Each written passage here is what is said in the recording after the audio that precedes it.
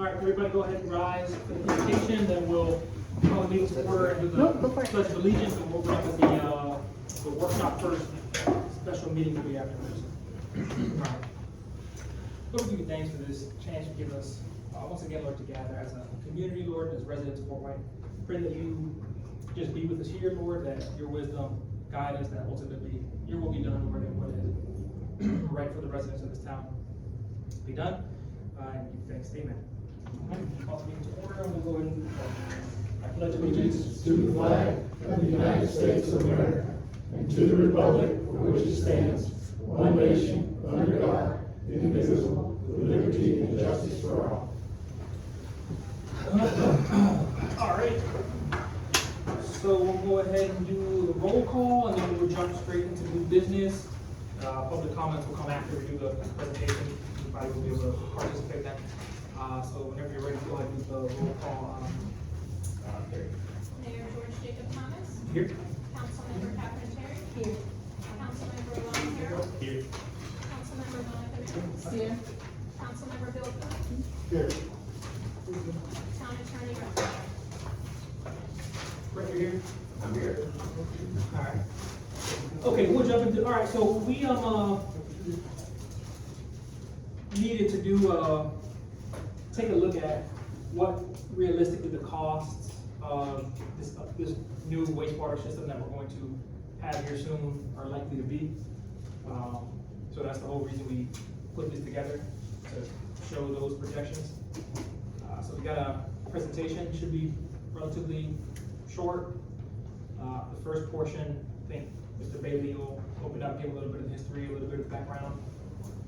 And then we'll move into just the financials piece, which really Brian, I don't want to say I helped Brian, but we put together the financials, mainly Brian, he's not here, so I'll do those few slides.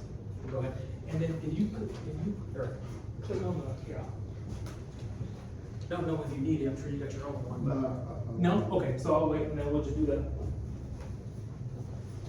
For the numbers, everybody will be able to see the numbers.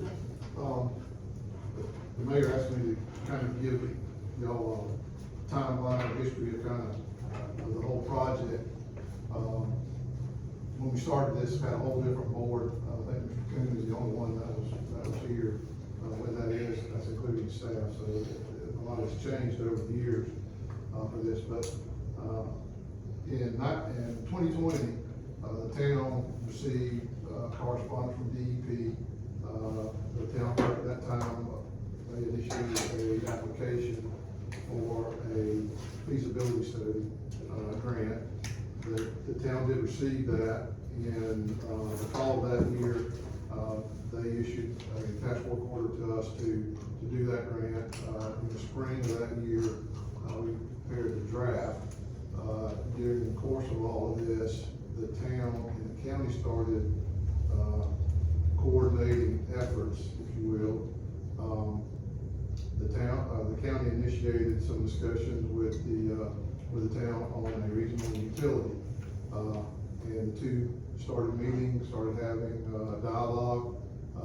That worked for a while, and then there were some issues between the county and the town, and then that kind of fell apart during that process. But in 2022, the town received appropriation grant from DEP for the wastewater system now. The original feasibility plan, facilities plan, was about 9 phases. It included the town of Fort White, but it also included going out to the south and to the west and picking up Three Rivers Estates. It appears that that's really what caught the eye of DEP in the process of being able to get all those septic tanks off the rivers in that area there. So it was laid out in phases. The town received the first phase grant, and the work was begun. During that time, the town identified the property here to the south that the town owns. So that's where the initial phase was started. Currently, that's at 50,000 gallons per day for phase 1, and we're picking up the area to the north 27 and to the west of 47, and then the areas down here, closer to Town Hall. And then, while that was being done, additional money became available from DEP, and then that added in areas to the south and to the east of 27 here that's what the town decided they wanted to do at the time. So, that were the plans that been developed. It was envisioned originally being, like I said, a joint effort between the county and the town. Since that time, the county has moved to a different format, if you will. They've started their own utility authority that, as of today, town of Fort White's not part of. So that's kind of changed the arrangements, if you will, that are in place today.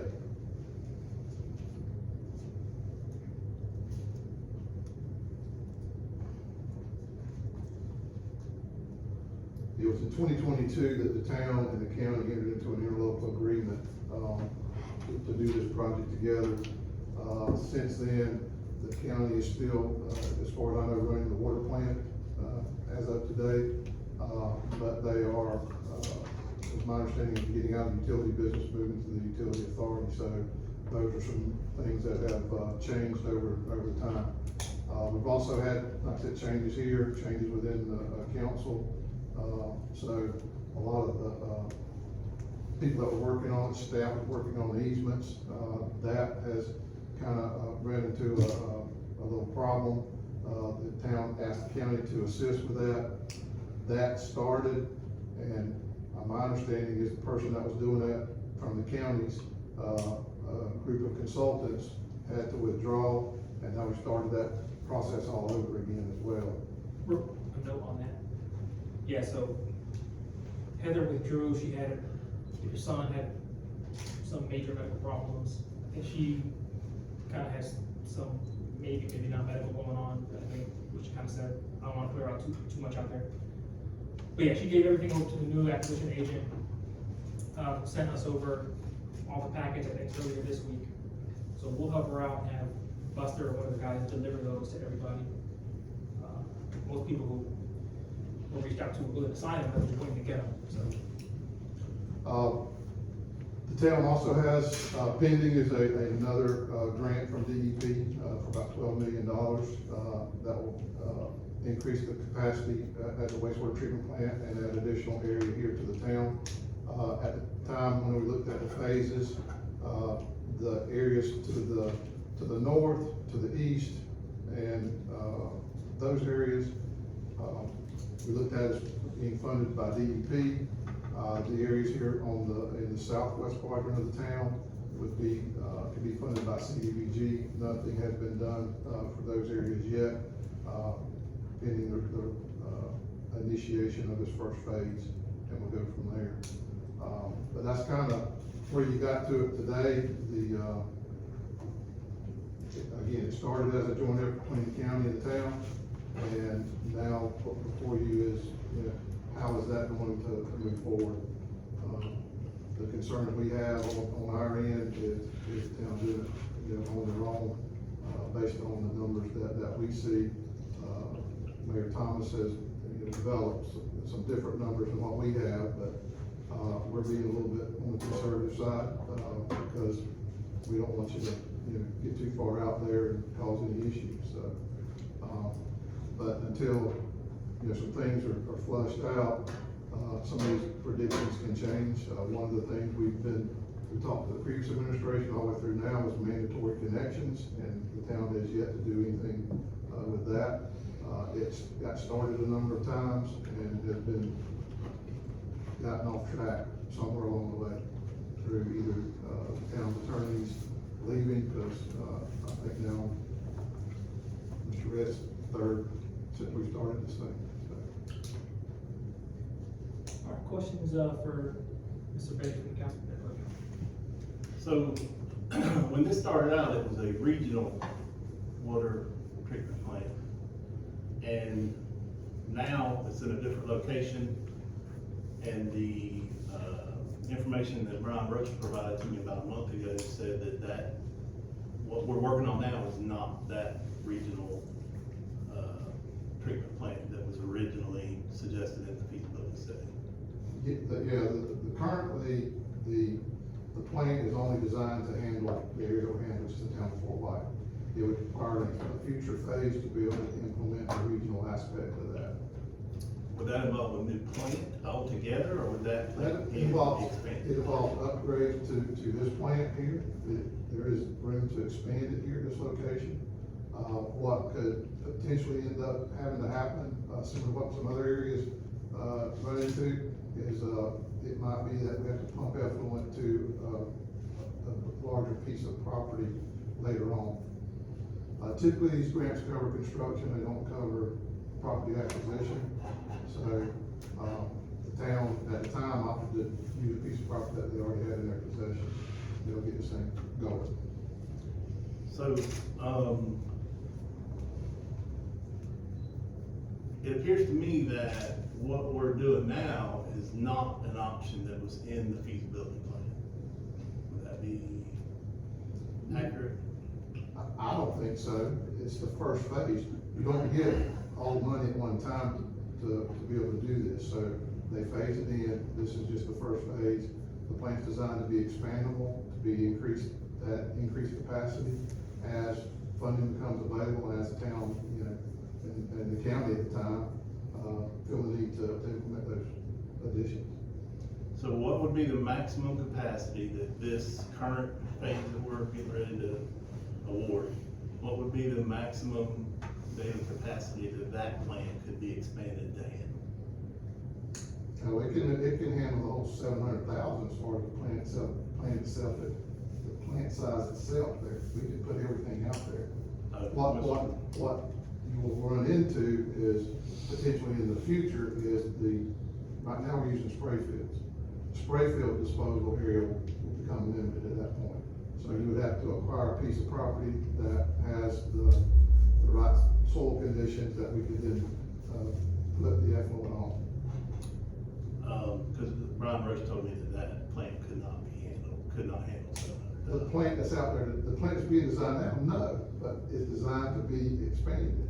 Right, he said it couldn't be expanded. There can be expanded. Okay, that clears that. We have property adjacent to that, which is currently occupied by a gun club. Do you happen to know if that piece of property would be large enough to at least be able to expand that facility to handle the entire town of Fort White? That would have to be evaluated. The town identified the area that wasn't being utilized by the gun club, because obviously you've got other activities going on out there. They've been going on for some time, so we really didn't know what the condition of those properties were.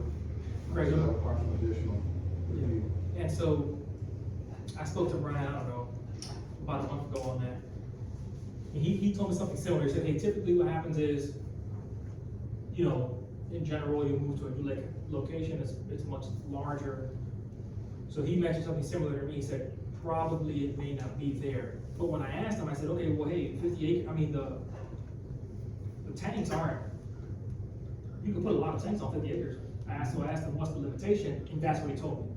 He said, if you want to hook up the entire town and put all the, what do they call them, trains, I think technically they call them, and the spray field on the same 50 acres, you're not gonna be able to do that. No, that's what I'm saying. The spray So field would that's- have to be relocated. Correct. potentially. So, if It's already that had were done done, too. right, so if that were done, now that's a workaround we would have to figure out how, if we wanted to do what we were able to do, is acquire some other piece of property that was suitable to either do the ponds or do a spray field, and just pump it there and put it back into the ground there. But as far as the 50 acres, it can handle the however many, 700,000 gallons a day, or whatever size. For the physical plant size, yes. For the, yeah, so. Go. So,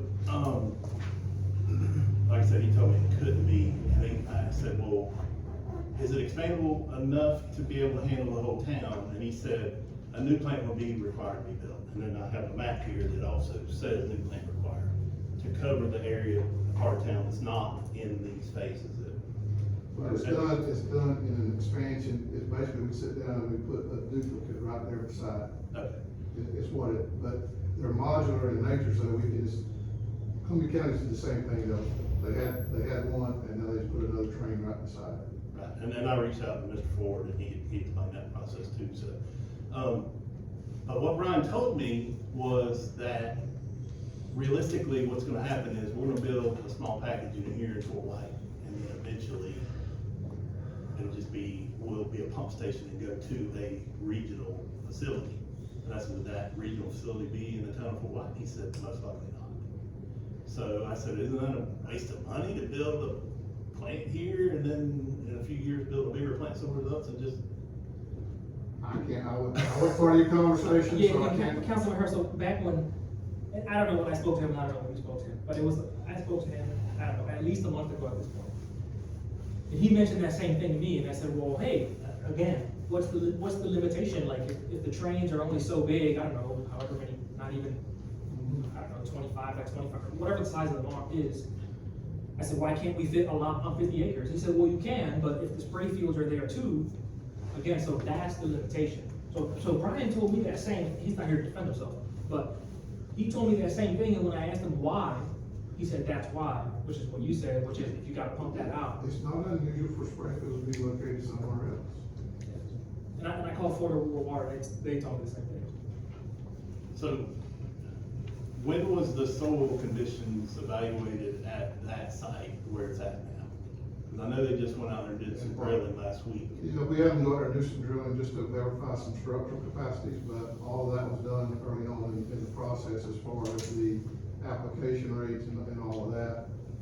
We did an initial, run-through evaluation that my guys did. My previous engineer, unfortunately, passed away during the process, but he's done all that and determined that where we had it sited would work with the requirements of DEP at the time.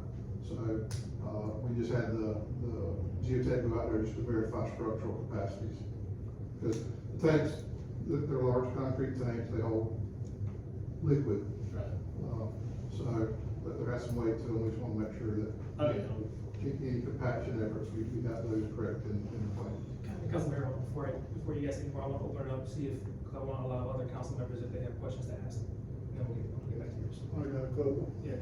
Phase one and phase two, if we implemented mandatory hookups, do you think Fort White can handle this plan with the money coming in off this? My concern is you're gonna be in a negative cash flow initially for this. The mayor's got some numbers. You can sit there and do some discussions, but from our standpoint, we're gonna give you the more conservative estimate, and we think it's going to be, not in the positive, as far as cash flow goes. That's why early on it was designed or intended that it was a joint effort between the county and town. Now, negative cash flow with the water plant as well? So, the water plant changes some things, but it's still pretty close, in our opinion. I know you got the stuff that you worked on here, but, you know, when we look at the overall, we didn't include any sort of, replacement. You know, if you go buy a brand new car, at some point in time, you're going to put all new tires on. If you don't have that budgeted, then, you know, you got to figure out how you're gonna do that kind of thing. So, when you look at all that, we're just concerned, you know, if you had a lot of money sitting in the bank, and it might be something that wasn't as much of a concern to us, that, you know, we could get through that initial break-in period, if you will. When I'm looking at this gray area and this white area, I don't think you got a map, but this is the south. None of this is in it. So when we went to add this to it, would we have to put in a new tank down there? Or is that the first tank you put in, you're gonna be able to handle that too? Right now, what I'm not we've calling got, it a new plan, I'm calling this, are we going to add to that to handle that? yeah, right now, you have the plant that's being designed covers what we're hooking to it, has a little bit of capacity left over to it. But not enough. Not enough to handle the additional areas. When we go to this $12 million, phase that's being added on, there will be an additional phase added to, or an additional capacity added to that plant to double that capacity. And once we do that, then you should be pretty good then, to be able to handle this You talking about this area here? Yeah, down the bottom where it's not That's really the area, park. that's the area back That's there, right. Wilson Springs and north of there. Yeah. And that's the area that I indicated, we felt like the town could get a CDBG grant, put in the facilities for that. CDBG is limited to low moderate income. We did some work for the town years ago, and with the influx you had on the eastern side of town here, you don't qualify town-wide for any sort of CDBG grant, but this area north of Wilson Springs would.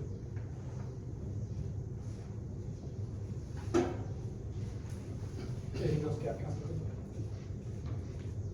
Just one more, you hadn't seen these numbers he's got, right? Right. I saw the spreadsheet later, earlier this week, yes. You did see them, and you say you disagree with them, So, as a whole. our position is a little bit more, more conservative. Me too. Is your main concern, basically, like you said, and I agree, really the capital replacement? That's a big component, yes, sir. Again, everything was built on mandatory hookups. As of this date, you don't have a mandatory hookup ordinance. Yeah, and that's something that we're gonna have to decide, regardless of who we go with, or what we do, we're gonna have to decide if we wanna do, what we wanna do with that, that's on us regardless. So, let's just take water out of the picture, because I don't know if the council as a whole would, want to take water back, because I know that's been an issue for the town for a long time. So let's just look at the wastewater treatment facility. And so, is it, pretty fair to say that in this first, phase that we're in now, when they finish that, the plant's open and those are active, we're gonna have to be able to support the operation and maintenance of that plant with the number of customers that are hooked up. I mean, isn't that how government utilities or the rates are based? Yes, typically, you're basing your rate on the cost of operation. Okay, they work in basically a cost recovery mode. If we're projecting it's gonna cost us $100,000 to provide 100 customers, then you divide 100 customers into that amount, and that's what they pay on an annual basis kind of thing. So that's the way it should work. Now, in reality, what happens sometimes is you go to any other community, water, they tend to make money on. They charge a higher rate for water than what they have just to recover their cost, because they don't want to charge the rate that would need to be covered on the wastewater side. Wastewater is more expensive to deal with than just providing drinking water. That's why, your prime example, you had a water system for a long time. You didn't jump into a wastewater first, you did water first. Right. So how would we address that, knowing that we're doing this in phases? How would we address the fact that we can't support it with the first phase of customers with a reasonable rate? But knowing that eventually we'll have, more customers that could make it a reasonable rate. The original intent, this was a joint effort between the county and the town, and the county was there propping that part of it up. All right. With all the challenges that you know that we have, the loss of the funding, the backing from the county, the small community, limited number of hookups in each phase, and, our lack of revenue, and, I mean, would it, and even, problems expanding, I mean, would it be appropriate to do another feasibility study to work out all these things before we move forward and figure out we can't do this? You can certainly do that. The feasibility for a facilities plan had town doing it by themselves. That didn't go, town and the county working together. That was what was gonna move forward. The third option was to do nothing. Right, and that's what I alluded to, yeah. So, I mean, it's sounds like there was never any real faith that the town could do this alone. And so, Well, that leaves, To go back further, the town tried this in 2012, and it didn't work out for the town to do it back then. Then it kind of got resurrected in 2020, it got resurrected. At the time, the county commissioner for this district and the mayor went to DEP and presented, this idea, and then that's when it really got traction. right. And the last thing I'll talk about is, there is this authority out there that's, newly developed and, it's getting off the ground. So that would be an option, but our charter has a clause in there that says that we can't sell a utility without the approval of the freeholders through a referendum election. So, just as a layperson, I would think, and I believe that if it requires us to get permission from the freeholders, meaning the town electors, then we should do the same for joining the authority if we have to turn over, the asset, transfer the ownership of the asset. So, I mean, shouldn't we hold off on this until we at least know if we can transfer that asset? I think that's a decision you need to consider tonight and determine which direction you wanna go. We've kind of been all over the map over the last few years, to be honest with you. I understand, I can't imagine the position that you're in, I mean, I feel for you. I would say there's options there for you, with utility authority. At least the option to have a discussion, and then maybe you do need to take that time to do that, if that's what the council association would do. I think we could have a conversation with DEP about, given the change that we've experienced, and certainly, see what the department, recognizes that and, hopefully wouldn't have any issue with it. Well, to address that, I talked to Angela Connect again today, I talked to her before the last meeting, and, she did say she talked to you since the last meeting, but, and she told me, and I told her that you would be here to give a presentation to the council, we could try to, answer all our questions.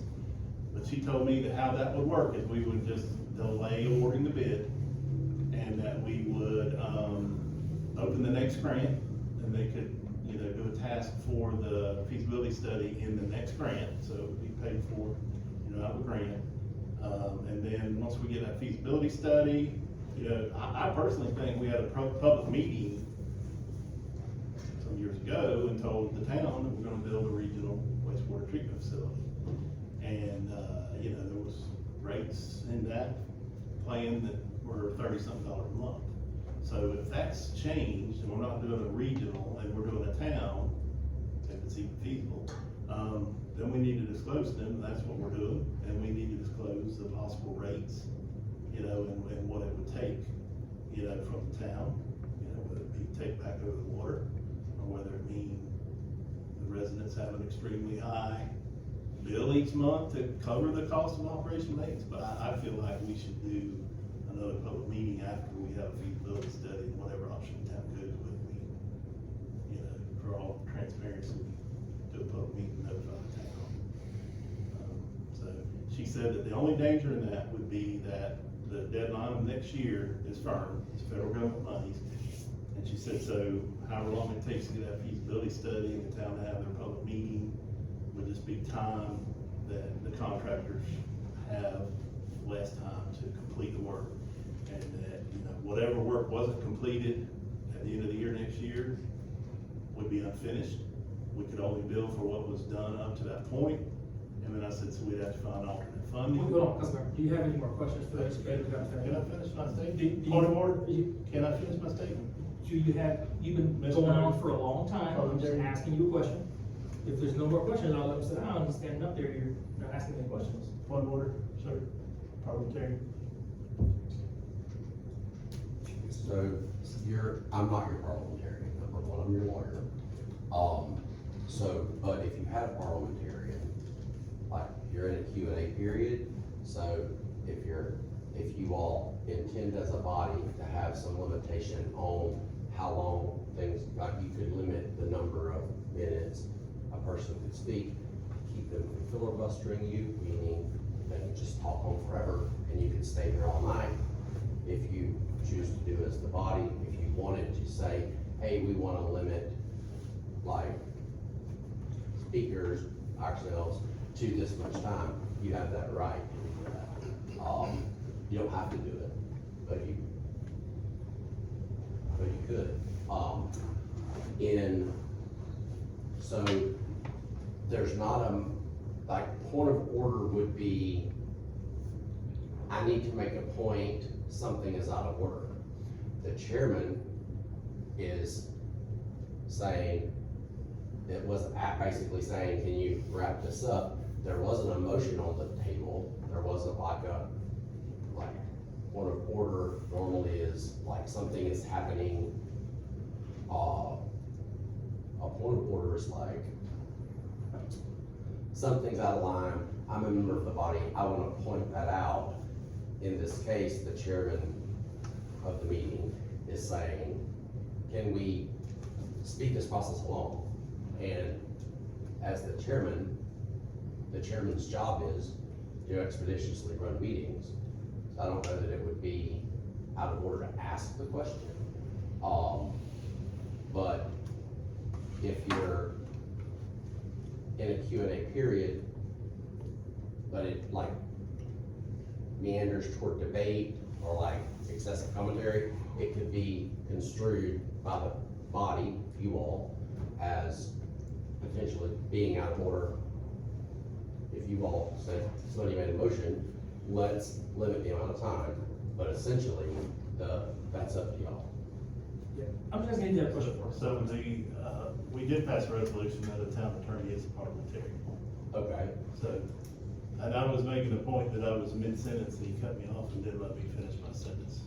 and that is something that you all should be mindful of as far as when people are speaking, is that let one person talk, then the other one talk, because if you're constantly cutting one another off, what it'll do is it builds ill will within your body. And so, to avoid that, you try to not do it, because it can be construed as disrespectful.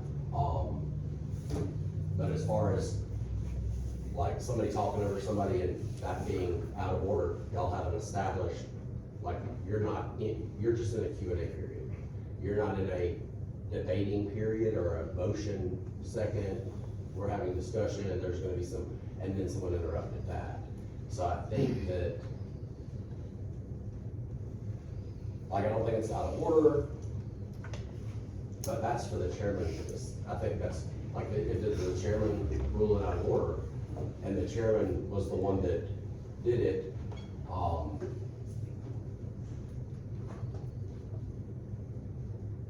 so that's your best, like, that's the best thing. Is he out of order for interrupting you?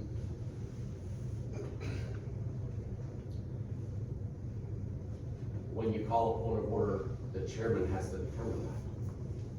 So if the chairman in this case said, yes, I'm out of order, we'll move on, then the chair would make the determination, because the chairman is the person conducting the meeting. Here's what we'll do. Yeah, like, and I wasn't, I was waiting for a couple minutes just for you to kind of take a little pause, and I was gonna ask you, and I wasn't asking to interrupt you, I was asking for his sake, because no one has a question for him, I was just gonna sit down. I said I'd like to finish my statement, you said. A statement, not a question. I was responding to his statement that we can check with GEP. I've already checked with GEP. Alright. I'm gonna put it on here for 2 minutes, it's already been quite a few minutes. This is important stuff. I mean, Yeah, that's fine, but other anyhow, council members also have to. But So, just you saying. can't just unilaterally, like, it has to be a motion that the body makes to say, hey, we're gonna limit ourselves on something, like, no, it's not. This would help, you would limit it as far as what y'all are talking about. Oh, so, okay, so I Like, can't you put a couldn't time just on. say, it's gonna be this meeting. But if you all as a group said, hey, we wanna, allow for all of us to talk and not one person to talk a whole lot or whatever, you could limit that discussion. You all didn't set that at the, you could set it mid-meeting, but it wasn't something that was discussed. Okay. And the speaker was probably getting closer. Yeah, I'm almost finished. Yeah. So anyhow, Ms. Connect said that she could open the next grant, pay for the feasibility study. Oh, we were talking about the side effect of delaying. Whenever work was finished, you know, could be billed. And I said, so if we're 80% complete, she said, then you'd have to find alternate funding. And I said, can that be taken out the next grant to finish the first phase? And she said, yes, not a problem. The only thing we would do is we would lose whatever monies we haven't used in that original. That's it. So, That's all right, but there's a fixed deadline on this because of the federal. right, exactly.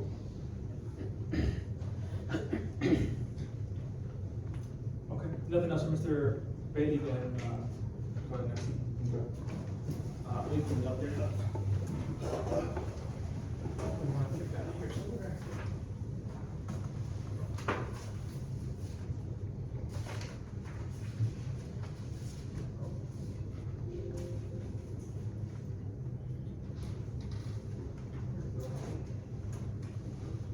All right, so we'll start with the revenues. Well, I guess I'll be here because I'm doing this. Unorthodox, I'll do it. It's supposed to be Brian Roach, but moved on to bigger and better things. So, the Fort White Water Plant, revenues where I got that number was, well, two places. One, the actuals that when I asked the county for the numbers, based on the actuals that they gave us for the current fiscal year, it was actually on track to collect approximately 330-ish or so thousand, which is the same revenue figure that the North Florida Water Utility Authority also used in their budget that they recently passed. It was approximately 335 or so for the water plant revenues. I had that discussion with Brian and Greg, so I went ahead and decreased the water revenues by 10%. Brian said I was being optimistic on the water revenues. Again, it was the number the North Florida Utility Authority used. It was based on the actuals. But I said, okay, I'll decrease it by approximately 10%, just over 10%, to 300,000. And then for the sewage phases that you see up there, what it boils down to is typically sewage is going to be around a 2x multiplier for whatever water. So like if your water bill on average is, say it's $25, typically you'll pay an additional $50 for the sewage. That's what it boils down to. So the sewage numbers were even, Brian had even a little bit higher. I reduced those by approximately 10-ish% as well, to get those numbers you see there. So I mean, if you ask me, based on the actuals, the water plant's revenue is already decreased by 10%. I think that's conservative.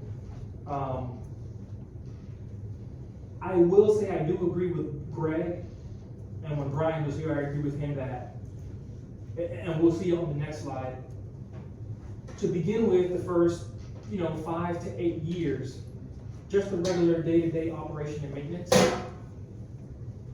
Two things. Without the water plant revenues, no, we can't manage it at all, period. Starting day one, we're in the hole. That's a fact. That is what it is. With the water plant revenues, and you'll see here, we can. The problem is, and Brian mentioned this before at meetings multiple times, is, okay, what about taking breaks? And it costs $300K. And that is that's a valid question. So anyway, those are the revenues that we have. And again, it's based on the water, and the water is based on actuals, except I decreased it by 10%.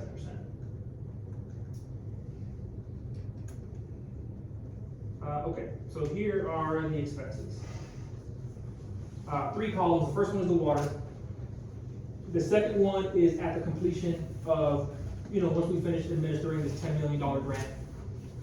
That's approximately 133 parcels that will be hooked up. Of those 133, approximately 100 of them will actually be paying customers.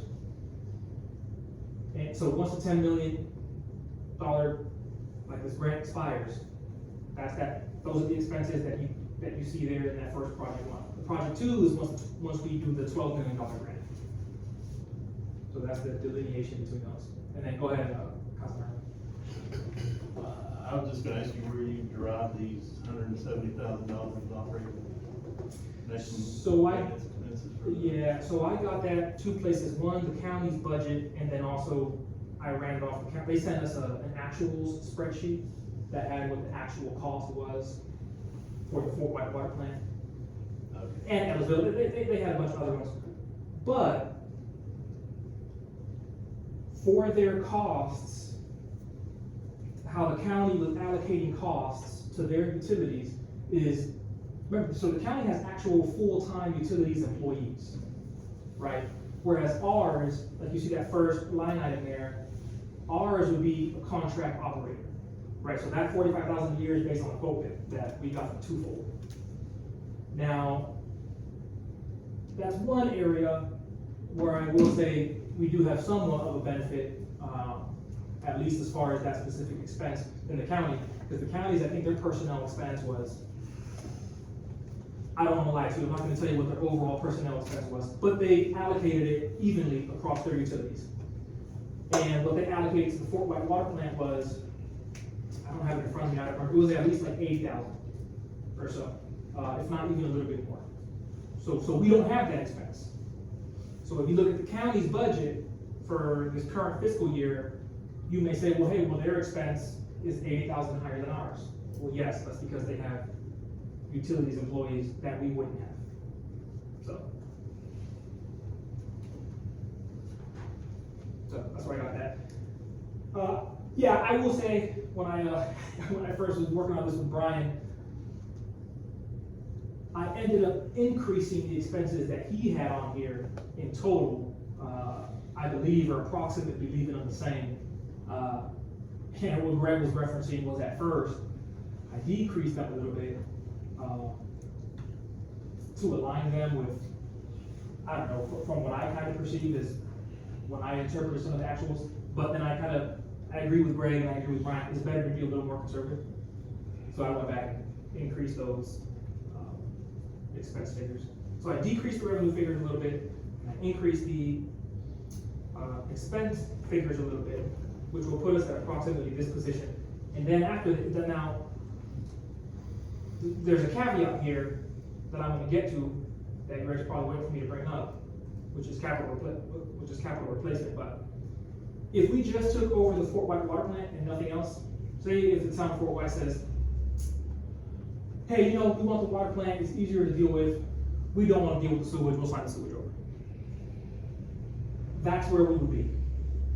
For the Fort White water plant, we'd be approximately 130 in the green, year one.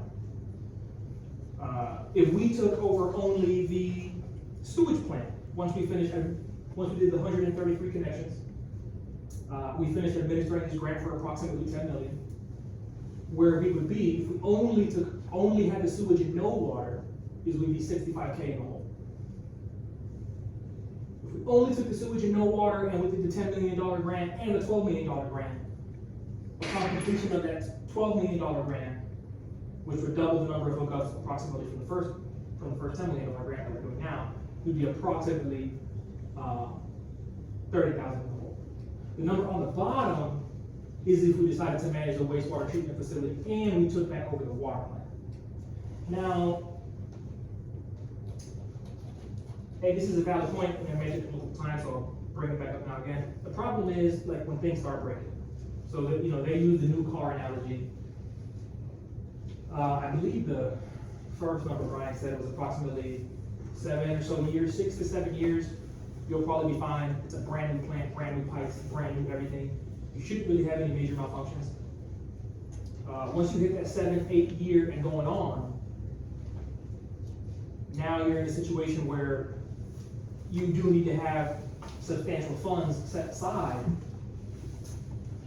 to fix things as they break, because they inevitably will, for the water plant and for the wastewater plant. So that really, I think, is the big thing that we got to consider as a council, is not so much just operation and maintenance just as a bare, as a bare line, yeah, I do think using the county's numbers show we can manage them. It's okay, after 6, 7, 8, 9, 10 years, once things start breaking, what are we gonna do? Personally, I think through some combination of forgivable loans and or grant money and or legislative appropriations for capital replacement, I think personally, I think if we're managing it properly, we could do it. I think we did it with the water plant for, I don't know, how many years have we had that water plant? We signed it over in 21, 22. We've had for, I don't know, at least 20 years prior to that. We were managing it. The issue we had with the water plant was, obviously the disinfectant byproduct, the safety of it, but, yeah, go ahead. Do you know why we turned it over to the county? My understanding is it was because we couldn't figure out how to clean the water. A lot of failing stuff around there, we didn't have a way to fix it. About failing things. Yeah, failing things that needed replaced that we didn't have a way to fix. That's not in that number right there, that the county has spent around there in that plant. Yeah, and that's capital replacement. I mean, there too, we had a lot of grant money, like $1 million or so, that we, And still couldn't keep it running. well, the $1 million was used to buy pipes for the Ellisville. How we put that $1 million in that plant may or may not have been a different story, that's the past, most people in this room have been watching me. $45,000 on a collapsed well. Right, that's what it costs, Yeah, so, I mean, there's a lot of money's not in this that we're spending. yeah. But again, the $45,000 was also grant money. I don't care where it came from, we're not guaranteed any more grant money to keep it running. No, we're not. I mean, And, grants yeah, are getting harder and harder to get. Maybe in the future, we just got 22 million, but yeah, I disagree with you. Yeah, But I I know disagree. why we got that. Right. It was considered going down to Wilson Springs and Three Rivers and taking in all that stuff off the river. That's what drew their attention in Tallahassee, in my opinion. It wasn't Pole Four Wide. Right, initially, right? Yes, the long-term plan, but DEP knows that $10 million isn't gonna hook up all 3 rivers. Yeah, The point was to scale it up, I understand. which is what we're doing. So, I don't, that's not, those two aren't mutually exclusive. Right? They didn't give us $22 million to hook up 1,000 households along the rivers. They gave it to us so that we could build, scale up with that long-term plan in mind. How we manage it, or if we even manage it, ultimately that'll be up to us, right? And I'm just getting the other side of the picture, because one thing I noticed when I dove into these numbers is it wasn't necessarily the doom and gloom that I heard from everybody, but I do agree with you, and Brian and Greg, that capital replacement in the future would be our biggest problem. I personally think, again, that's up to us. If we continue to get grant money and scale up with the long-term goal of hooking up down, every 3 rivers to convert those septics, the more we scale up, the more revenues we will continue to have. Water and wastewater. So, but, again, that's just, we got 3. I'll get Councilman, I'll get you kids, I just wanna make sure that I'm understanding, when you say we scale up and we go to 3 Rivers, you're meaning Fort White independently. if we chose to do that, right. Go ahead, Councilman. Well, a couple things. First of all, how can we choose to go outside of the town limits? We would. We don't have a partner with the county anymore. Yeah, we have to, the county would have to allow us to do that, and we have to work with them. Right. And actually, that's a good point, because there too, the county would have to decide, hey, is there gonna be mandatory hookup down there at the rivers, is there not gonna be, so that would be a separate. Right. And what you've done there is a miniature version of this, and this was done for the town of Brantford by Florida Rural Water Association. And it's a in-depth report, because town of Brantford was operating in the red for their utilities. So they had to get this report done so an expert could tell them how they had to raise their rates to cover, and you're welcome to look at this, make a copy if you want. But anyhow, and then the last thing I will say is that, when I first spoke to Ms. Connect in Tallahassee, I'll repeat what I said last week, she said the only reason we got that funding is because this was presented as a regional, and the fact that it no longer is, you know, a regional plan to serve Three Rivers, et cetera, because we have no agreement, you know, now, or no planning.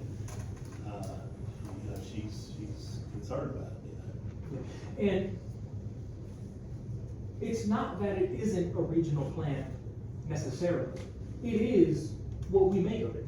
If we get together and work with the county and scale up and choose to hook up the town of Fort White and do mandatory hookup, and then go and work with the county to receive more grant funding and be able to hook up, we can do that. So it's not, like I say, DEP didn't give us that 10, 12 million to hook up 2,000 households, right? It was to begin and to continue to scale up. So you say it's not regional, yeah, right now as a matter of fact, because it's the first portion of it. That's true. So If you look at Amendment 2 to the grant, we're done. it changes the title of the project from regional wastewater treatment to town of Fort White. Well, yeah, I mean, it's gonna be put in, I don't know why that was changed. Yeah, I don't know why the verbiage was changed. I don't know. Yeah, anyhow, I think I was gonna make another point. Alright, so you got anything to say over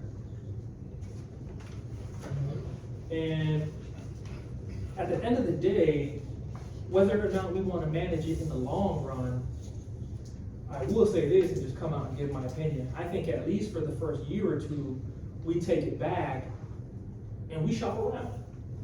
I mean, we have options. We can work with Lake City. I think David Krause had mentioned there was another utility authority. We got the North Florida Water Utility Authority. I mean, we have options. We're not pigeonholed. It's not a matter of we do it all 100% ourselves and we go with this other one today. We have options. I mean, we can shop around. And that's my main thing. Whether we keep it in the long run or not, I think we should at least do it for a year or two, shop around, and then go with what the best option for the residents of Fort White is. But anyway, we're not gonna make a decision here tonight. It's a workshop, but I just want to say on that note, and I've said at several council meetings, we need to have a public meeting to let the residents of Fort White hear all this and know how a feasibility study, or I don't even know if that's the correct terminology, of what kind of money is gonna come out of their pocket and who's gonna be on phase one versus who might not be on a phase at all. I mean, that's what I learned last meeting from Mr. Harold, that some of the homes weren't even covered at all. And then now I'm hearing today that, you know, expansion can be made. right, Public meeting is my point. yeah. And yeah, we can have. I mean, that was kind of the point. At this one, I know we did one where Brian presented that you requested. Then you requested another one. We did that one as well.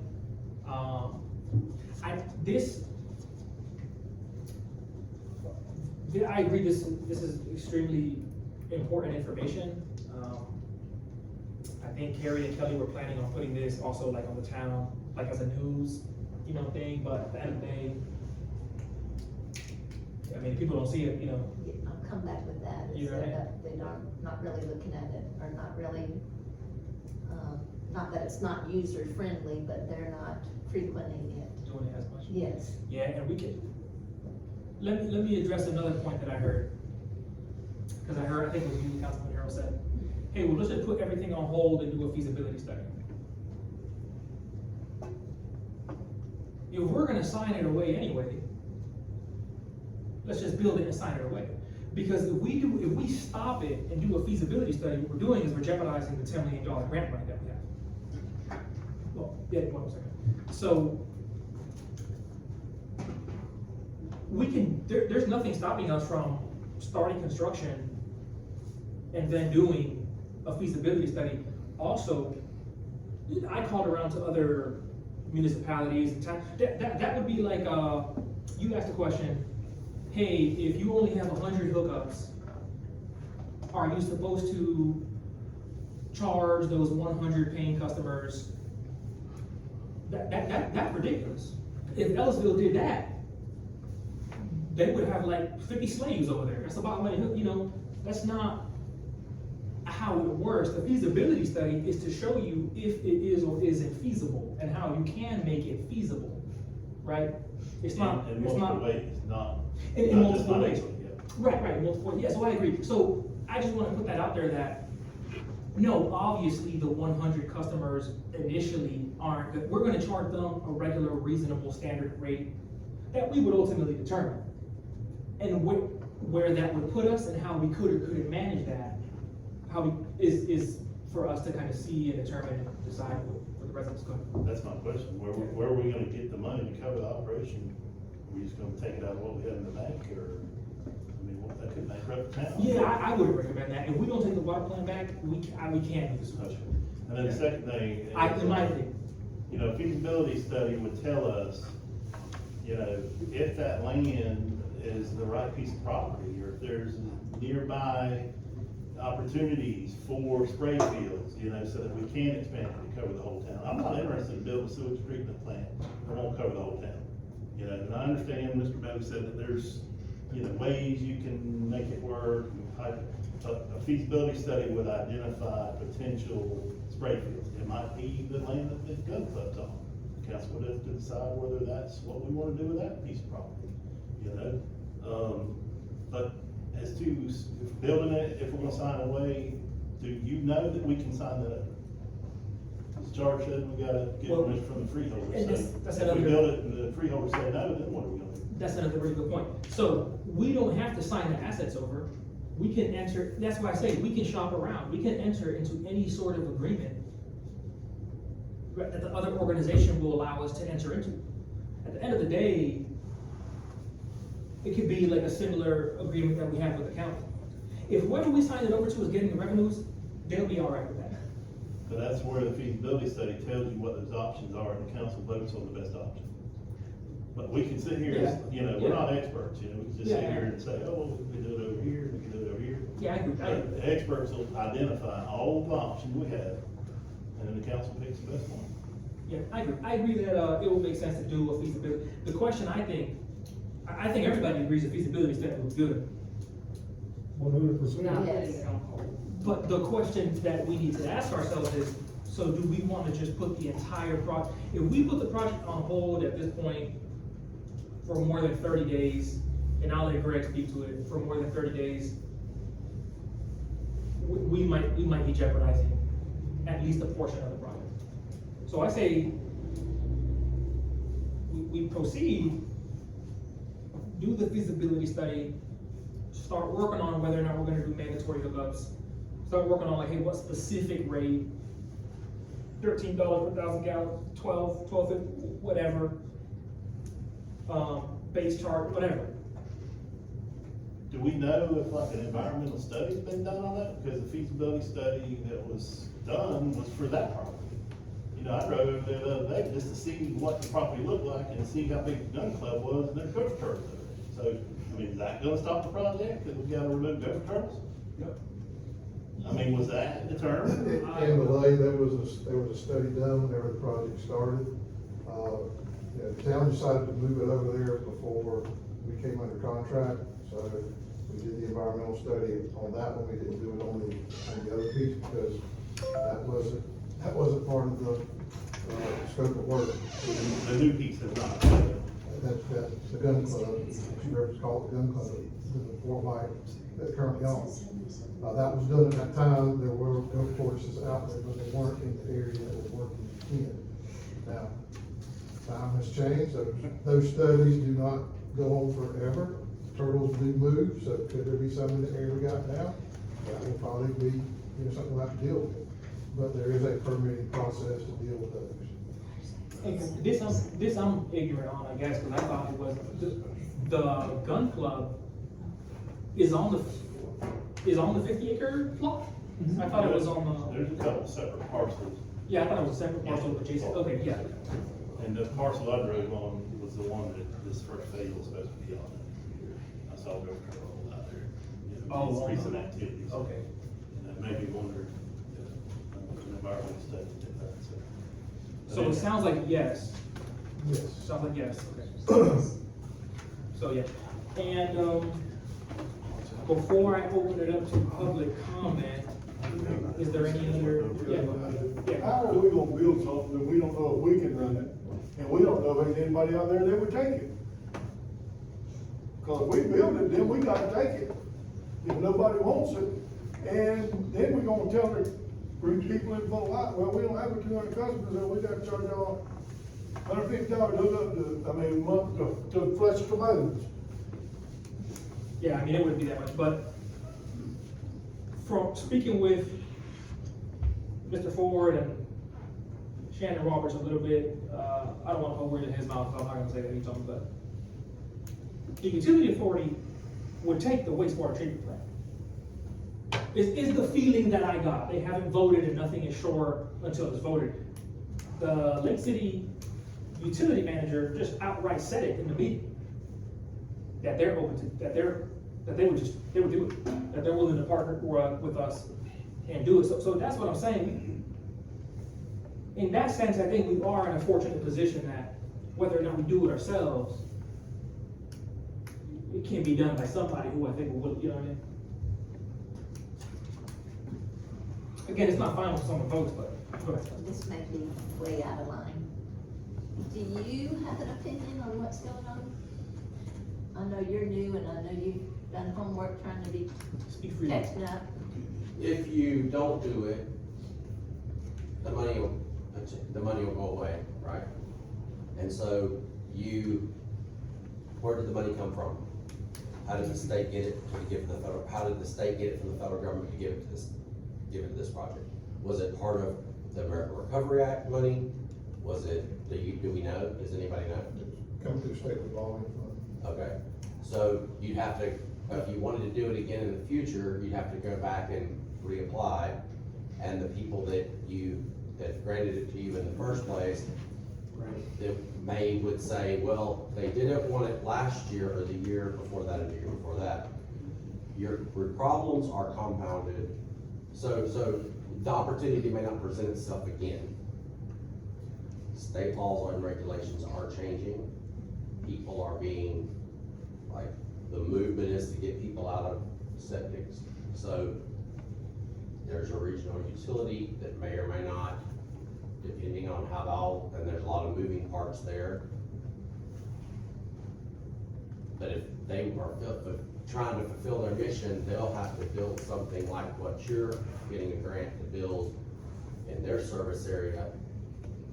And if they get to that point and they do that, the people in the areas not in your area will be able to hook into water and sewer, whereas in your town, they'll only be able to hook into water. So when people find out they have to replace their septic system, it's $20,000, they might just move out of your town because it may be cost prohibitive. And so if you didn't have that, like, basic infrastructure for your town in the long range, you could essentially dwindle your town down. That could have that could be the ripple effect. If you build it and it was economically not feasible for you to run it, if you made people hook into it, you can allow them to disconnect from it and get back into their septics. And the government wouldn't like it, but they have to live with it. But somebody wants that system for their purposes. And if you don't have the system, you're not a player.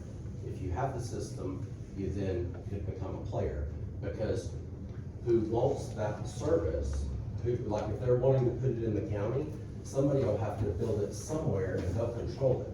But if you control it, you have an ability to say, hey, here, we'll do it this way or that way or this way.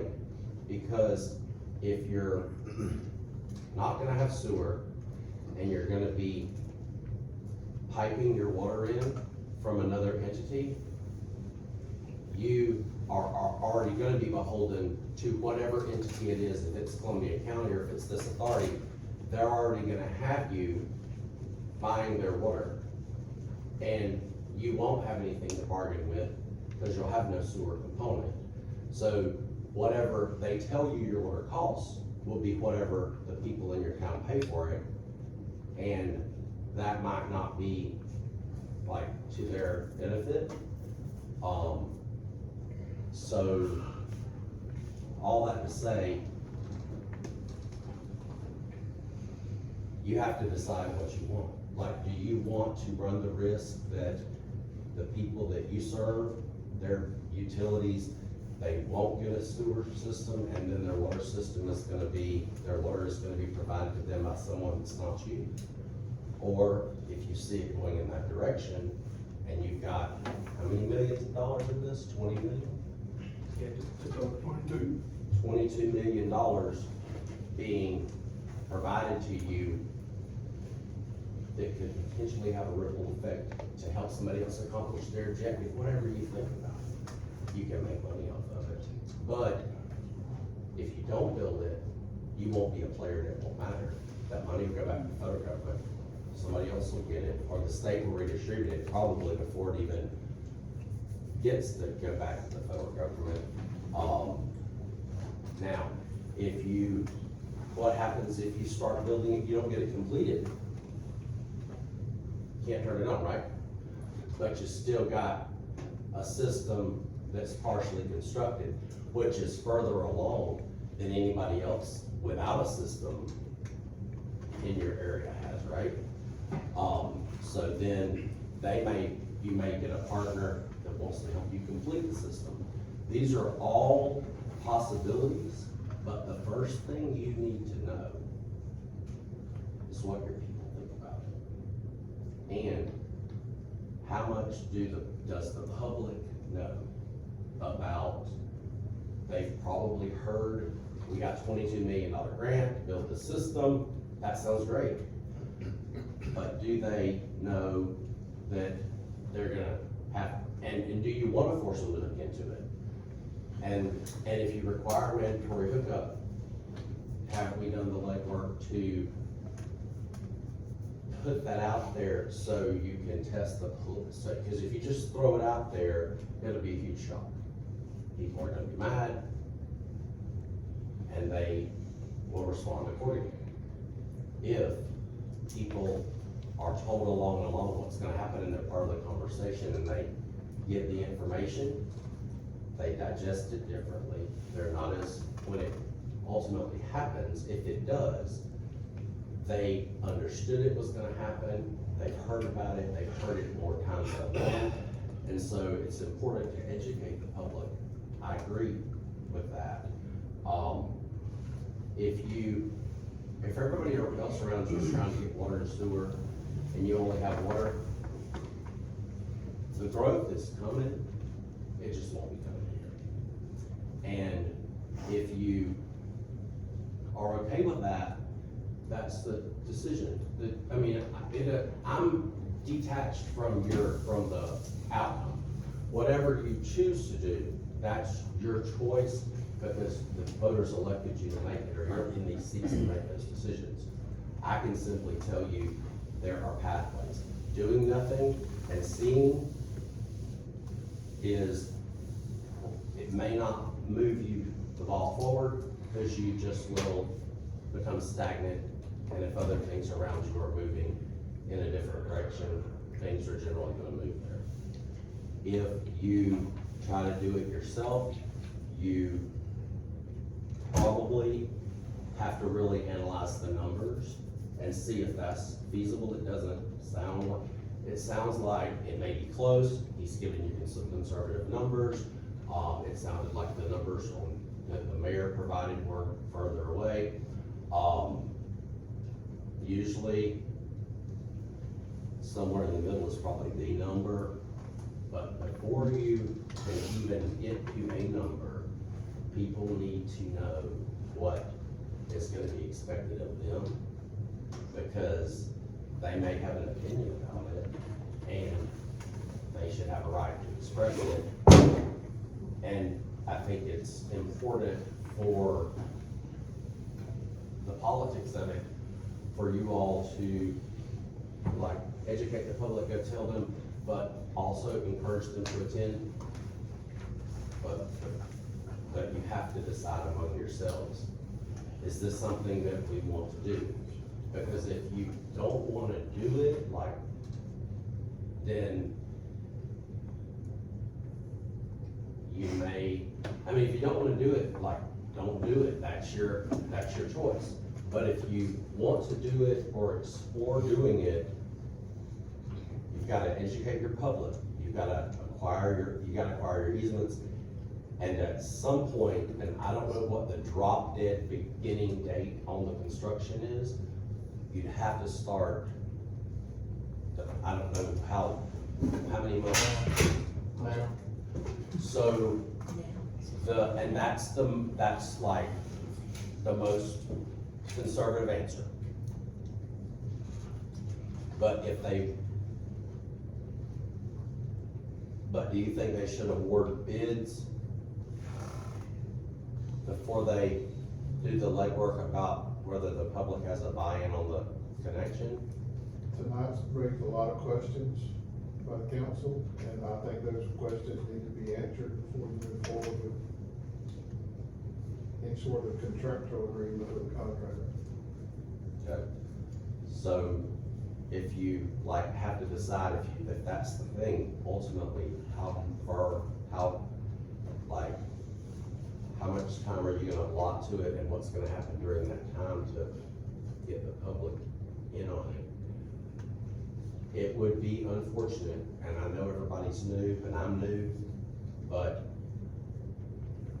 I've been around small towns my whole life, and $22 million, that's hard to come by.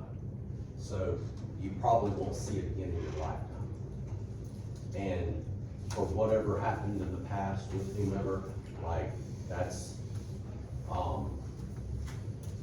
don't know anything about that, and I can't recreate it, but if you're gonna do it, there's a lot of legwork that has to be done pretty quickly, and there's a lot of fingers on the pulse to find out if people want it. Does that make sense? It does. But let me jump to, Councilman Terry. I'm just repeating what he's saying, repeating what I've said here several times. The public needs to be involved.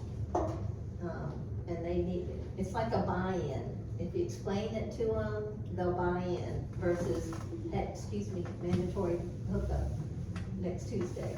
You know, nobody's gonna like that. I mean, And I mean, your presentations with your figures, all that, you know, we haven't done anything like that with the public.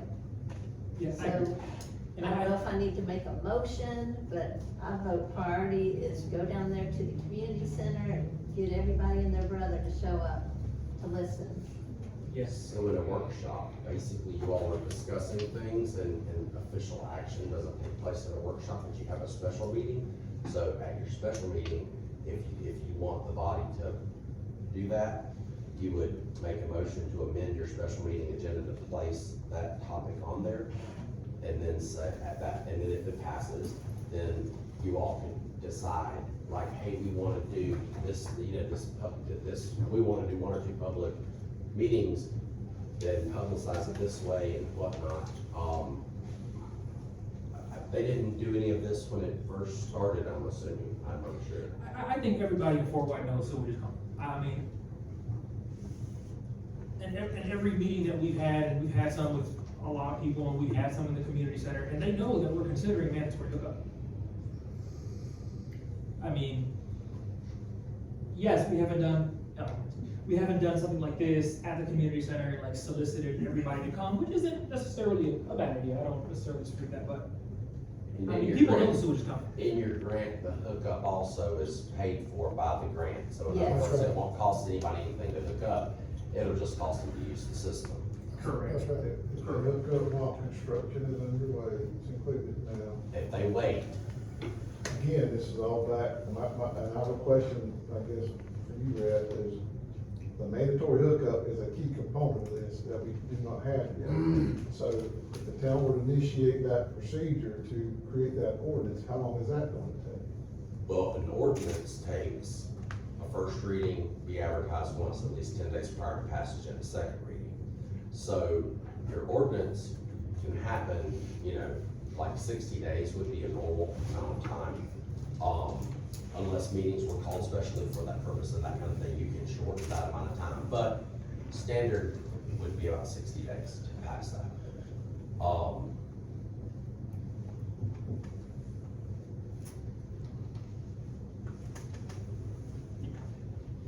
much y'all- So, I forgot where we were. He left. Okay, no, ahead. I was gonna say that originally, when the feasibility study was done, you know, a few years ago, they did have a public meeting. And they notified the public that they were going with the option to build the regional wastewater treatment facility in the town of Fort White. But so much has changed, and like I said, you know, I personally think that we need to, do a feasibility study, go with a recommendation in that new feasibility study, do a public meeting, mail out notices to each parcel holder, to each property owner, and let them know that mandatory hookups will be discussed in this meeting. The rates will be discussed in this meeting. How long does how long does the feasibility study take? Like, how long would it be before they could do one if anybody has asked? Greg did last one. It's gonna take you at least 6 to 8 months to do it unless you want to abbreviate that process. And I'm not hearing we want to abbreviate the process. So not doing it so doing it would make the first $10 million phase not possible, is that right?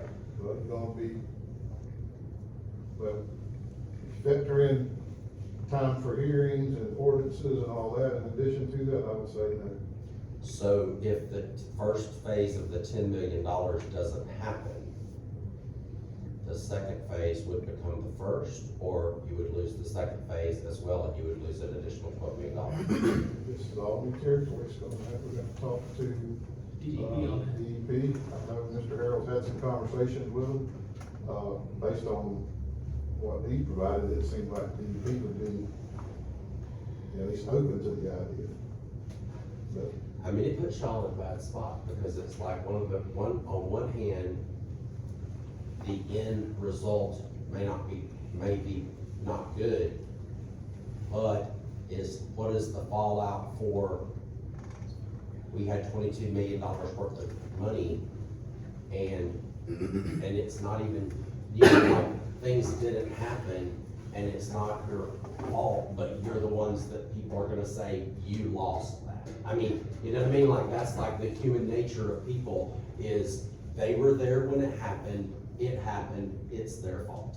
And so, is that factor in? Let me ask, yeah, I mean, I agree, how are we gonna bring it from DEP at that? Next time Fort White comes in front of DEP, what are they gonna say? Councilwoman Mayor, go ahead. Yeah. So my question is, what would be,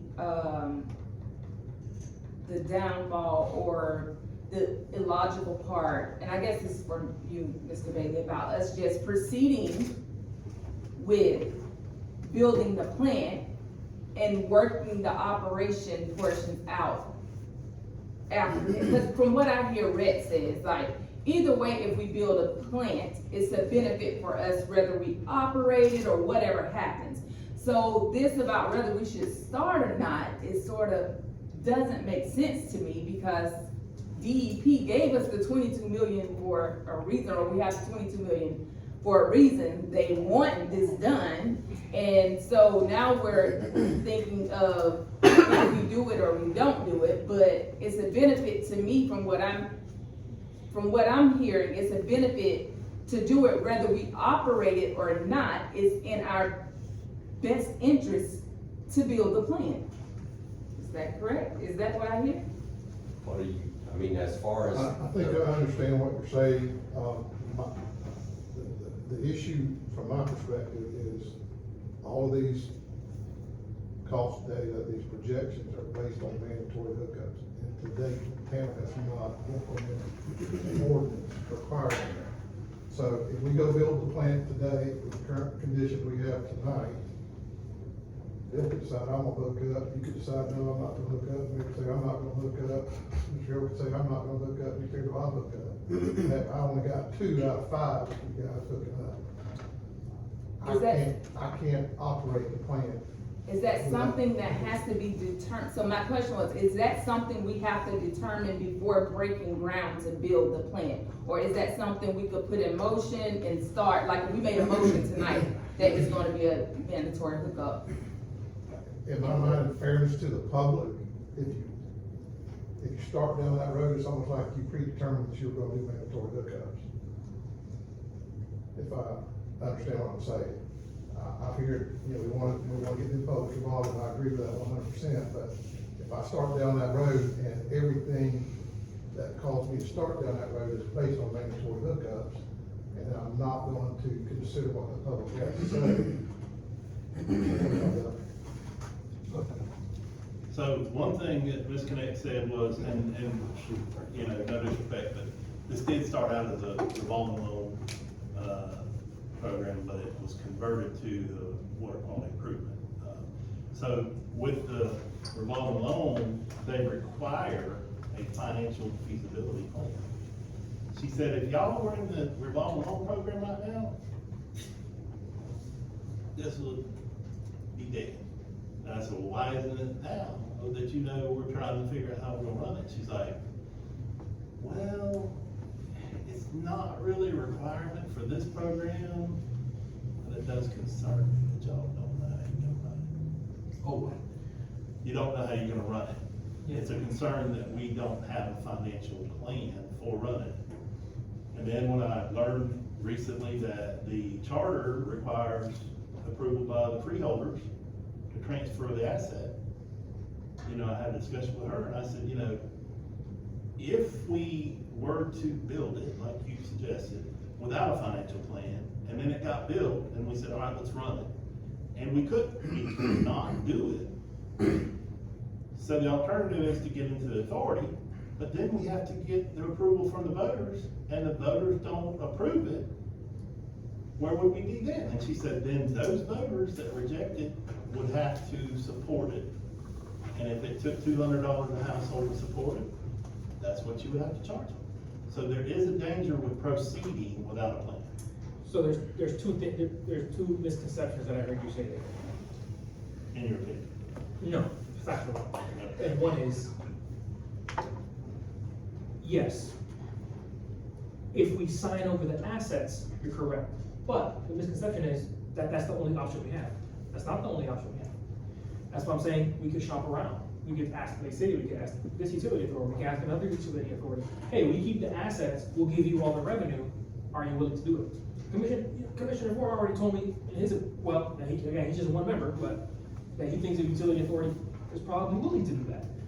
So whether or not we sign over the assets immediately, if the public ever comes around to it, if it ever doesn't, that isn't that's not make or break. That's not the only option for an agreement that we have with another organization. And the second thing is, Mrs. Connect can't tell us what we charge our customers, right? To your point, that's on us, right? We want to do a feasibility study, we want to know, we want to understand that. But that's another option people have to keep in mind, and that we have to present to the residents, is at the end of the day, who do you want setting your rates? The 5 people up here who you can vote out, who you can touch, who you can call, or whoever else. It's just another factor in the calculus. That's all. So I just want to point that out. So I didn't indicate that she would set our rates. I'm indicating that she said that the rates would have to be based on a model that the revenues support the operations. There's no other way, you know, to do that. And if we were to contract it out to, say, a company, you know, it would cost, you know, probably as much, if not more, to pay someone to run it for us as it would for us to run it ourselves, because they're gonna do it for a profit. So it would still have to generate enough revenue to cover that contract.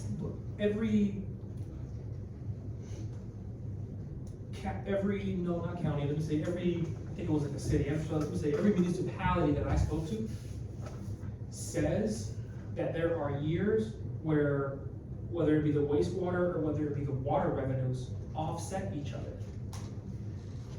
And like we saw in those numbers, and I agree, if we took over only the sewage, it would be losing money day one, of course. Because what we're specifically not gonna do is charge each resident for sewage $300 a month. What we're gonna do is we're gonna charge them a relatively standard rate, and wherever that falls out, we have to then determine what we're gonna do with that. Do it in your local, or do whatever the case may be. If we take over the water plant, that would be, at least for the first few years, the plan to offset the expenses, or I should say, the loss of the sewage plant. So that would be where the revenues would come from to offset that. Potentially. That's up to this council. This is a rate study for the entire state of Florida for 2024 by Raftellus. The same firm that's doing the study for the utility authority to help them set the rates for this thing. And it has a average utility bill for water and sewage. The average combined bill across the state for 4,000 gallons of water, that's water and wastewater combined, is $74.80. I pay $50 a month right now for just water here in Fort White. But I'm just asking you if you think we can provide that to the residents of Fort White and run that plan for the average cost of, in this state. So that is residential. I know for a fact, just looking at it, that can't account for commercial properties. Approximately a third or so of the hookups right off the bat are commercial properties. The other thing we're not accounting for is we have huge like windfalls, huge revenue, because we'll have DOT come. Matter of fact, we were almost low on that, because they were pulling tens of thousands of gas just in a day. So, yes, if we only had residential customers, if we didn't have approximately anywhere from 20% to a third of commercial customers, and that's the only thing we were charging them, obviously that's not sustainable, but we see, based on the water plant revenues, that we're getting more than that. And it would be similar for the sewage, once you include commercial customers. The other thing it can't include, since we don't have it, is what other business it may attract that may be a large user. Right? We don't know. But I would say just basing it off that number, that's not realistic at all. But if this is indeed residential, my question is can we charge the residents of Fort White this and make it meet? Because my concern is the impact this has on each household in Fort White. Can everybody in Fort White afford to pay the rate? I mean, the low income, the retired, those on public assistance, the disabled, can they afford to pay the rate that we haven't determined yet to get this? That's my concern. I wish we could figure it all out today. I'm not against the sewer. I know it'd be, great for Fort White, but I have to have a feasible plan in place. Brian Rush used to like a luxury car, if somebody gave me a BMW, I'd figure out a way to, but I'm kind of conservative in my finances. I'm gonna buy a BMW if I know I can afford to maintain it or, operate it. So I just, it'd be nice if somebody gave me a BMW, but, you gotta look at the pros and the cons of everything. I hope we can find a way to do it. I hope a feasibility study can point us in the right direction, give us some guidance on what rates might be required. I think we need to have a public meeting, notify the residents that, because, this won't work unless they do mandatory hookups by everybody. And I was down there at the meeting at, community center a few months ago, and people said, I'm not hooking up. Other people said, $100 for, wastewater, I'm already paying $50 for water. That's ridiculous. So I've heard people making comments at meetings when it's just a discussion about what's coming, but not a public meeting to decide and get public input. And those people weren't all notified. There wasn't something mailed to each household saying, this is going to affect your household. Be there, be heard. So, Yeah. This is something Live Oak does, I don't mean to interject, but, and it just made me think of it, because my water bill's huge at my office. But residential water bill in Live Oak is super reasonable, because they do balance their water system on the back of the commercial customers, because the commercial customers, the theory is they're making money, they're doing business. Usually they're not voters, yeah, I mean, like I said, just saying what it is. That's it. And, so, I mean, that's, it just dawned on me, but the big thing is, do your voters want it? I mean, do they, like you were saying, some people were having opinions about it and that kind of thing at a previous meeting, and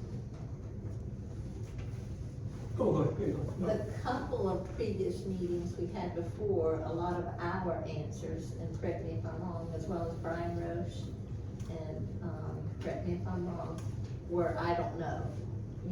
We're still kind of in the I don't know, like, when will this happen? How much will the rates be? Is it mandatory hookup? So we need to meet with them like immediately and tell them as much as we know, or a guesstimation of as much as we know concerning, how it would cost their home. And this is unrelated but related. Once those hookups are done, there's no going back, right? I'm under the understanding that then the septic tanks are. Once they put it in, it's done, because they're gonna abandon them septic tanks. Abandon and destroy? Yes. Is that- Okay. My understanding, yes, my understanding. Yes. They will bump them and crush them. Yeah. So can, I don't know if they're gonna destroy them, I don't know. My understanding was that they wouldn't be able, I'm not allowed. Mr. I Ford, think Mr. Ford Yes. said when that. they hook to these cities, what are they gonna do with them septic tanks? I'm probably gonna abandon them, yeah. But just keep in mind too, now, there's a rule coming that if you have to do a repair on that septic tank, That's right. it's gonna cost you somewhere, or what you have to do, it's somewhere in the $11,000 to $20,000 range on a septic tank. That's a one-time cost, and then you have a maintenance fee. Twice, you have a maintenance fee you pay for twice a year maintenance on it, and you have an operating permit you have to buy every year too. So, Yeah, they want you to hook up. The I state think wants it'd you be better, sorry, I think it'd be better if the town residents hear that from our mouths. well, one thing you gotta keep in mind, time is of the essence here. You don't have all the time in the world to do this. So, y'all gotta make a decision, it seems like to me, one way or the other, either you're gonna do it or you're not. Correct. That's your decision, with the time remaining what you have right now. And the, other thing, others have, Commissioner Ford, you mentioned it, others have mentioned it. The way it's going in general in the state of Florida, I'm not an expert, but I've heard people who know a lot more about it say, and we kind of hear those policies, right, leading in the direction of, hey, we don't want, and it's an environmental thing. It's like taxes. We're not gonna have 150 people out there say, I love you, Mayor Thomas, charge me that $100 a month. I've never seen a municipality like that in my life, but when you say, but do you want Social Security when you're 65? Oh, we want that. So, as far as politically for us, I mean, I hope no one's expecting like a warm welcome. But we up here, right, as the leaders, as the decision makers, understanding what the climate is in the state, are going to have to make that decision at the end of the day. Again, what it sounds like to me is it's headed in that direction regardless. And it's a slow moving train, but it is a train and it will get there eventually. If we're on board or not, that's on us, we can choose. But, all right, I mean, if no one else has anything here, I'll open it up for public comment and then we can close it out and do the other. public. I'll just add one more thing. Yeah. There's money out there right now for septic sewer conversion. If you don't do it, somebody's gonna do it. So, you either gonna run the train, or you gonna watch somebody else run the train. That's a fact. I don't know if Greg and them would completely agree with that, but the money's out there right now, and the money's gonna get spent. These septic tanks are coming off the river, the springs. Somebody's gonna do it, so. You don't agree with that, Steve? We'll open it up for public comment, that way everybody can come up. I saw you raise, I'll get to you next, I saw you, Mr. Bay, come up, say what you got. So I've heard it now said like several times just in this meeting alone that, well, we haven't heard whether or not it's mandatory, the town hasn't passed something that's mandatory. I don't know, that's for something for you guys to look into, whether or not the town even has to pass an ordinance, because Florida statute and Florida accessibility code says that when the central sewer is available, hookup is mandatory.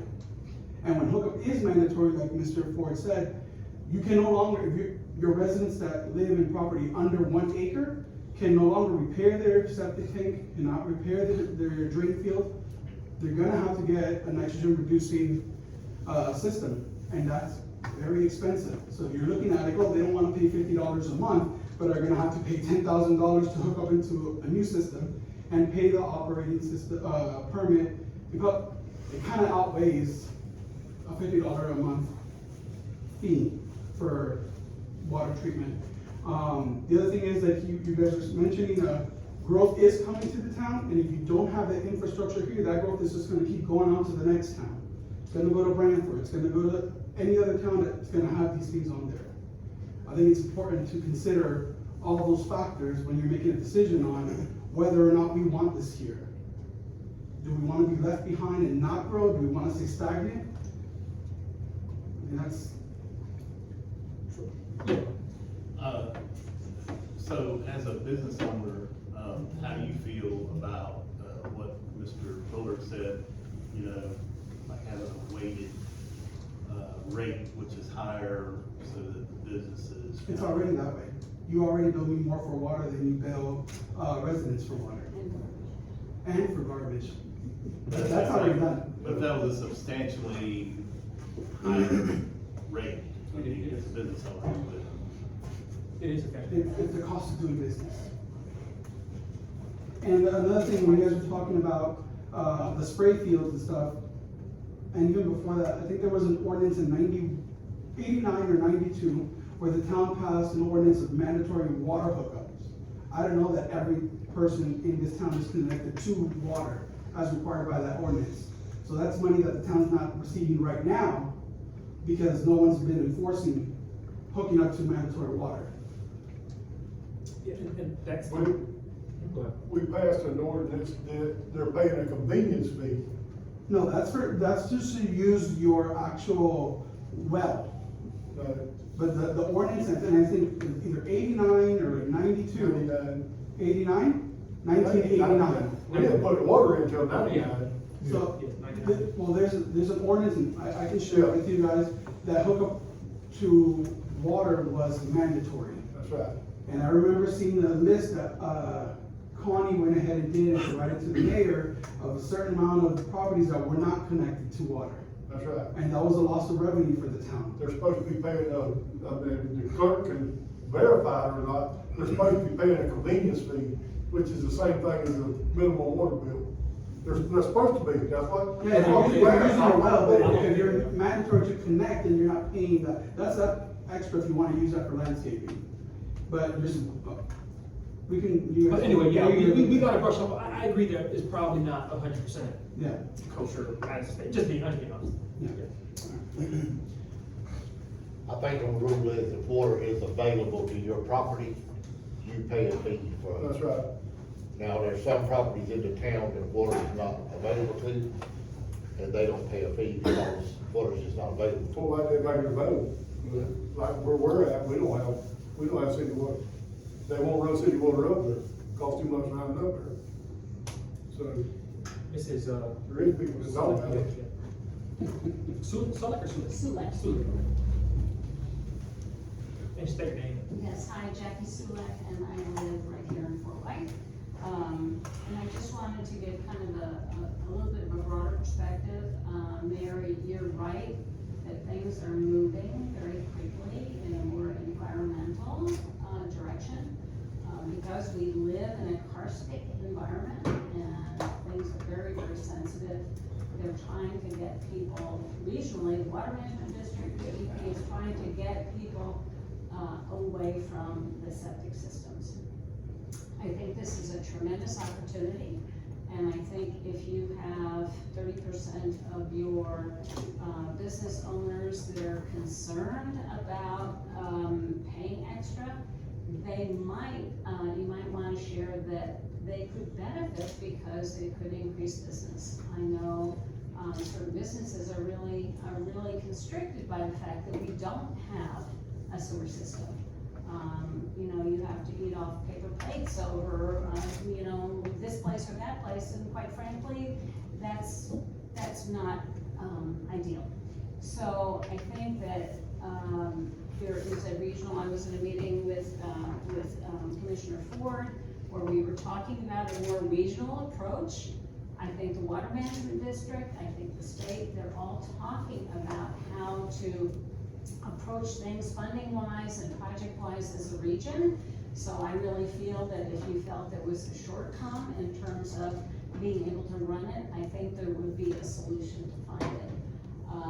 You know, if you let the dollar amount drive what you can do, sometimes you're really gonna be restricted. If you decide what you wanna do, then you will find the funds to support it. So I think that if we wanna grow as a community and a community of quality, we need to go, we need to move forward, so thanks. Thank you, Ms. Sullivan. And I'm gonna, I heard Commissioner Ford say this as well, I don't know, a couple months back, but, is that, you know, with utilities in general, right, but in this case specifically sewage, that what we can't capture right now, because we don't know, is the revenue that we would get from businesses who aren't here right now, because there's no sewage, that would come in. So, yeah. So just for example, restaurants, their septic tank is sized by the number of seating capacity they have. And it's also, the lot size limits the amount of sewage flow they can have per acre. So, you know, a lot of the restaurants here in town are limited on their seating because they can only put a septic tank in that would handle so many gallons of flow per day. So they're restricted on their amount of service they can have.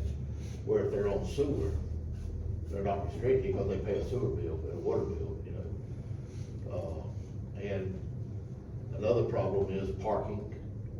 When you have to put a big septic tank in, you don't have any parking for the area, you don't have retention ponds for the area, you don't have room for retention ponds. So your lot size has a lot of restriction on what kind of service you can provide and how much service you can provide on septic tanks versus sewer. So sewer would be a benefit to commercial establishments, probably a lot more than residential at this time for the town. But if you're gonna do it, you gotta do it right for the whole town. Anyone else? Got anything for the, public comment portion here for the, workshop here? Okay, all right, so then I'll, go ahead. I have a comment, I was waiting on public comment. So one other thing that, Ms. Connect brought up was that, you know, and I go back to the regional stakeholders meeting over at the college a couple of months ago. I think Commissioner White from Suwannee County mentioned it, and said something to the effect that, you know, I don't know why they put that burden on Fort White to build the plant, and y'all don't have the revenues to run it, et cetera, et cetera. And, I think he said they could build that thing over there between Fort White and Bradford and then serve the three rivers on both sides of the river and Fort White and parts of Columbia County. And that's another thing that Ms. Connect said might be, brought up in the new feasibility study, that we just build a collection system in the town of Fort White and send it to a facility outside of the town process. You know, I've heard Hot Springs, I've heard Ranford, I've heard Ellisville, I've heard, you know, Columbia County build a regional on their own, and, you know, but I know y'all. And Greg can speak more on that than I can, but the plan, if you go ahead and put it in now, could be part of that collection system at some point. Am I correct on that, Greg? It can be. That's basically what we're kind of looking at Ellisville right now. Okay. Well, it's okay. I'll open it for a motion to adjourn. I know we're down, but we got enough. This one, open for a motion to adjourn. Again, right after this, I'll do like a 5-minute little recess for everybody, and then we'll jump right into the special meeting.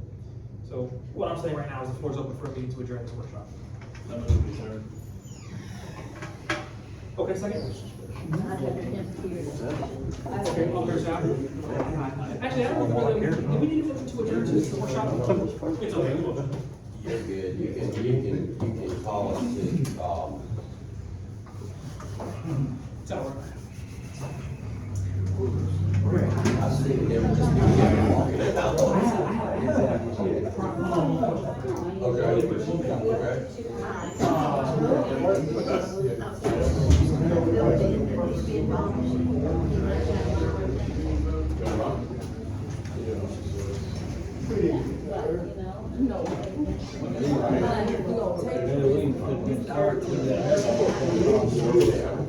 I'll try to get in contact with that, okay, just to temporarily the septic issue. Did you?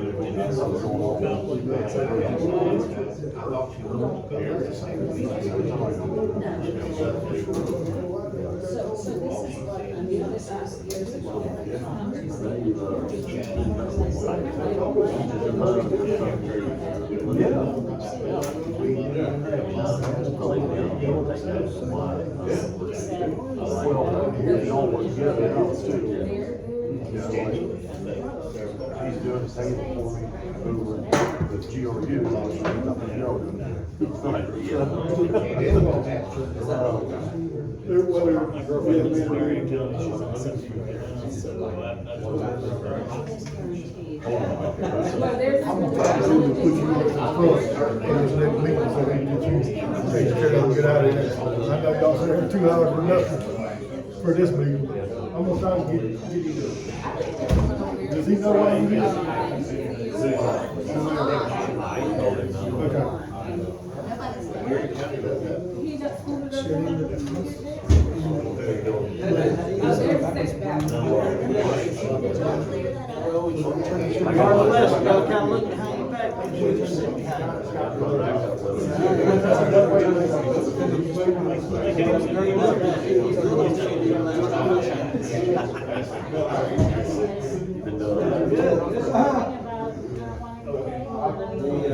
Go to the council. That's what he's here. My bunch went to Orlando, so I got to come out and watch We already the talked. entertainment. Yeah, that's what it's called. Well, so how much you gonna do on this one? I heard you did it. Yeah, but I don't want to be part of it. I heard something about it. Yeah, big time. I'm just trying to back out gracefully. Did you go to the pre-bid yesterday? At the fairgrounds? But I'm looking. They good people. Being very hard. I don't think you. Like, Does a lot of stuff on it. Creative guy to not curse. But he won't. If we can.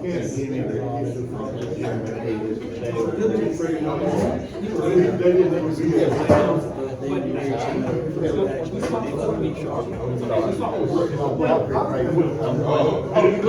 Quentin. Billy's my brother. Okay, I thought you. Yeah, yeah. So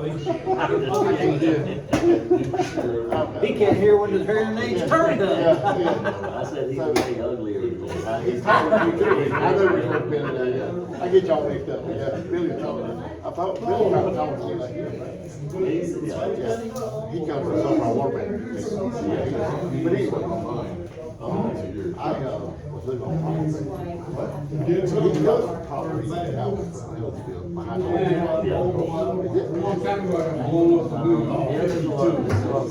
Would he be with us if he's in that house? I mean, he's got some of his own out there, I think. Oh, does he? I think. I don't keep up with it. I just seen it, I was looking at the mother property, and I seen that. That's a good piece of it. That's a shame. Castle Race. He gets the number, I like it. Oh, I don't know yours. I'll send it Start to with that. you. Program you use. What's your number? 386-27.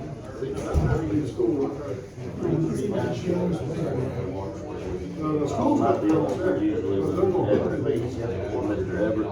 I've been knowing him since I was about.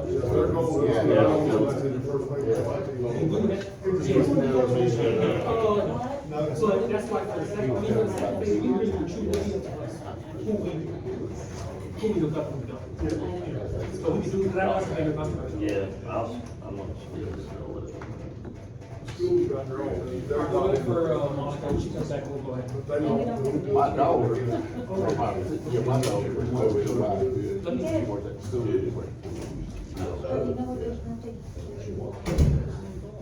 Kelly, you didn't stop this. I'm gonna stop it now and start the new one. Quentin. That way I'll have two files.